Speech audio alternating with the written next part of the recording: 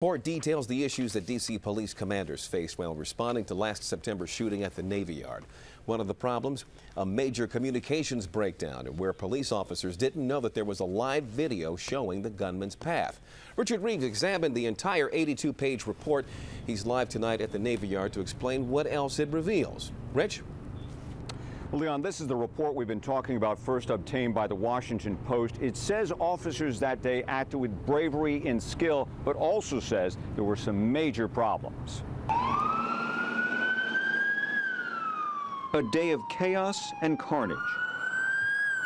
Over the course of 69 minutes, military contractor Aaron Alexis gunned down 12 people before he was fatally shot by police. According to this internal MPD review, there were problems within minutes of the first shots. Since the Navy Yard had its own emergency call center, a change after the 2009 Fort Hood shooting, several emergency calls were not relayed to city dispatchers. Many employees in Building 197, a classified area, were not allowed to take their mobile phones into the building, thus unable to send out information or receive emergency alerts. Officers found it difficult to discern the exact location of Building 197. In fact, there were no on-base street coordinates for police dispatchers to pass on to officers. And a sadly familiar problem, communications on multiple channels by officers. Police from different agencies could not talk to each other. Sadly, the report says, a security guard monitoring more than 100 real-time surveillance cameras inside Building 197 didn't act. The contract security guard assigned to the control room locked the door, the report says, and did not contact law enforcement.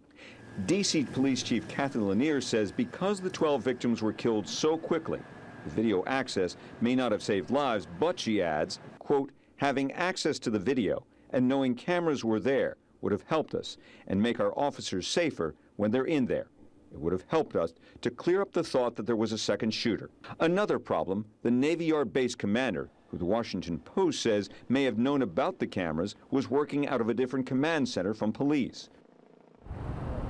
Now, the Navy Yard issued a statement saying that its leadership is working closely with the Metro Police Department to strengthen our ties and further develop our joint procedures during crisis situations. Now, the report recommends 70 different changes, at least 70, including using shorter-barreled M4 rifles by officers. Dispatchers would also be able to map out places like the Navy Yard, and also officers would have a go bag so they could locate where surveillance video is in installations like this. Live from Southeast Washington, Richard Reeves, ABC 7 News. All right, thank you, Rich.